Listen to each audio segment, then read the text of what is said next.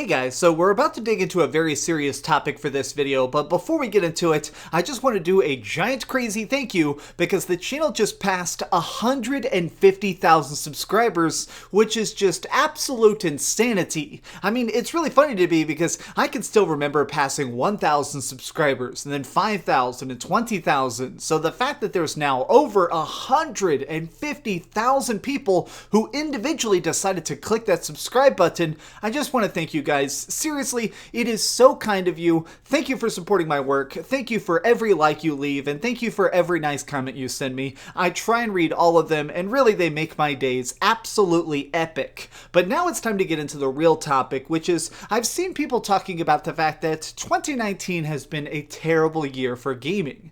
Now I find this fascinating because I disagree with it, but the points they're trying to make are still very, very important, I think. So basically, there are 4 key reasons that I've seen a bunch of people on the internet talking about why 2019 sucks. Now, I want to go through each of these 4, and it sort of all started because there's been this meme going around of people trying to debate what is the best year of gaming. What is the singular moment that's perhaps been the most groundbreaking? Was it something like the release of the PlayStation 1 and the beginning of modern 3D RPGs? Was it the release of something like Metal Gear Solid? Or was it something like the release of Mario 64, sort of jumping forward all of technology? I think that there have been some really groundbreaking moments, but people have also started to take the opposite position, which is kind of debating what they think are the lowest points. And it seems that people are a little bit upset about 2019 certainly being a little bit more quiet.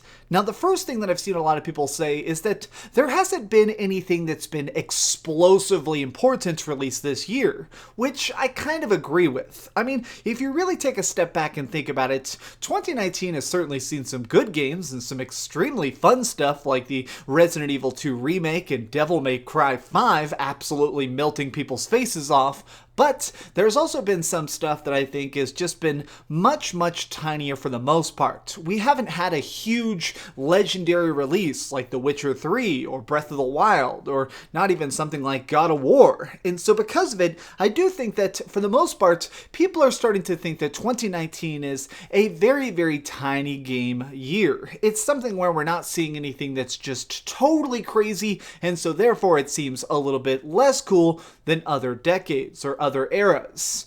I sort of agree with this, but I don't think that's necessarily a bad thing. Sometimes there's just years where developers are trying to finish big projects, where instead of trying to rush something out the door, they're trying to really slow things down and do things right.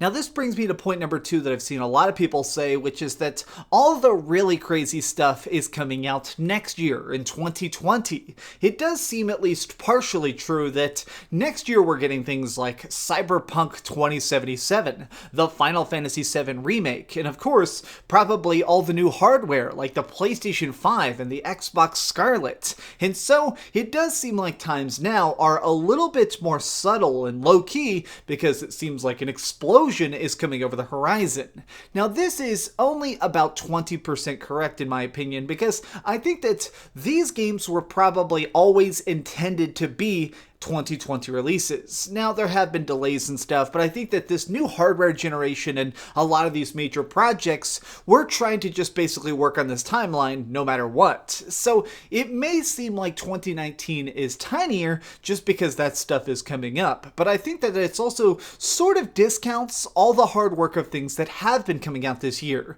I'm really kind of impressed by what 2019's done that's sort of, well, been the most interesting to me is we've seen a lot of ongoing support for games. We've seen a lot of stuff that manages to grow really big fan bases or maybe just gets cool DLC that ends up making it completely different and completely better, even if it's technically not the headline-grabbing craziness that we're normally looking for. Now, the third point that I've seen a lot of people saying about this year is something that unfortunately I do have to agree with, which is that we have per capita actually seen more games that are completely trash. I mean, I really hate to try and beat up on any particular game too much because I do think that these are all made by developers who are trying their very best, but I think we can all agree that stuff like Anthem was a complete dumpster fire. Of course, there's things like Crackdown 3 being basically just just a crappy little game that you could beat in about 8 hours, and it wasn't really that good. And of course, there's stuff that's very, very noticeable, like Left Alive. I'm not sure you even played that, but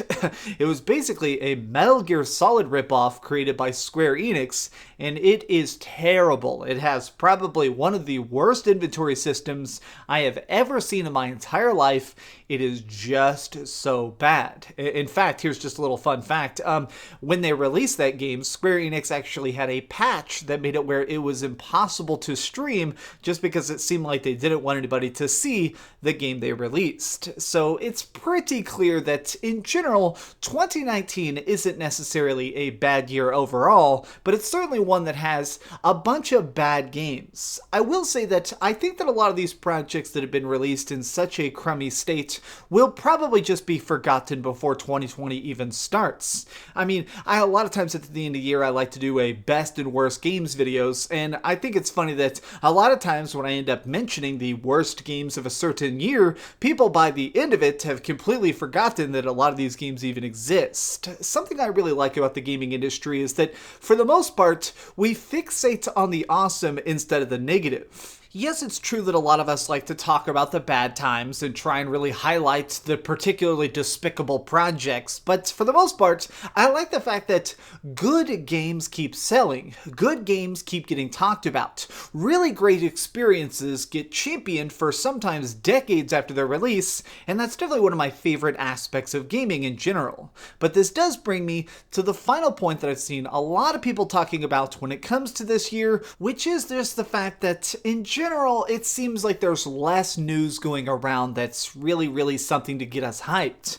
So we just finished E3 2019, and a lot of people seemed baffled specifically by the fact that there was very little just stuff on stage to shock us, to shake things up. There were things like mobile games, expansions. There was just a lot of stuff that it seemed like, in general, was a lot less flashy and spectacular, which does sort of set the tone of, I am a believer in the idea that E3 or big press conferences like that, they're sort of a good way to figure out how the games industry is doing, what's its general health, what is good and what is bad at that particular moment. And so I will agree that 2019 this year had a lower basic viewer rating. A lot of people didn't even go to it if they bought tickets, but I think that in general, things are still on the upswing. It's just something we need to keep in mind is that 2019 is a little bit of a transitional period. 2019 is right smack between two separate generations, and I think that a lot of developers are afraid to talk about that. As soon as you announce that the new thing is about to start, people stop making stuff for the old thing, right? We saw that pretty dang hardcore with the PlayStation 3. As soon as Sony came out on stage and started giving direct announcements about the PlayStation 4, everybody just canceled their PlayStation 3 projects and started trying to rework them so they'd work on new hardware, which makes sense. I mean, obviously everybody wants to be on the new platform and be the new thing and be the new hotness, and I think that right now a lot of people are secretly working on PlayStation 5 and Xbox Scarlet stuff. They're actually in their workshops right now experimenting with physics systems or trying new graphics or maybe just trying to make big cool gameplay styles that none of us have really thought of yet within their little labs. And so people are trying to do that, and it's stuff that's not necessarily you can come out and talk about.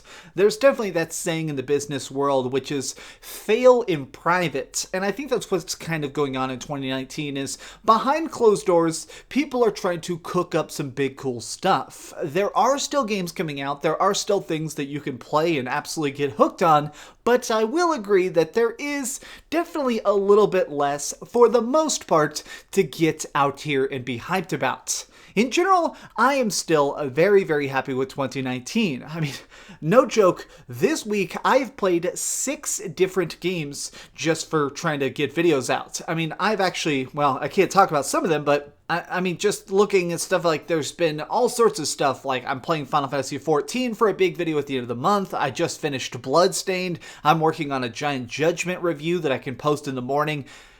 There's about to be the huge, crazy beta for, obviously, Monster Hunter Iceborne. I've been playing Crash Team Racing. There is so many games, day by day, week by week, that are fun, even if they're not just the crazy things that normally get us the most excited. But what do you think? Have you actually seen people talking about how awful this year has been? And what do you think of it? Are you as excited for 2019 as I am, or are you just setting your sights on 2020? Let me know your thoughts in the comments down below. If you enjoyed this video, please give it a like, share with your friends, and subscribe if you haven't already. But do me the biggest favor of all and keep dreaming. Man, I still cannot believe 150,000. I'm never even going to see that many people in my life. Thanks so much for watching that video. If you want to see something else, you can always click this link to see what I put up last, or, subscribe and see what's coming up next. Also, I promise that whatever I do, it'll try not to suck.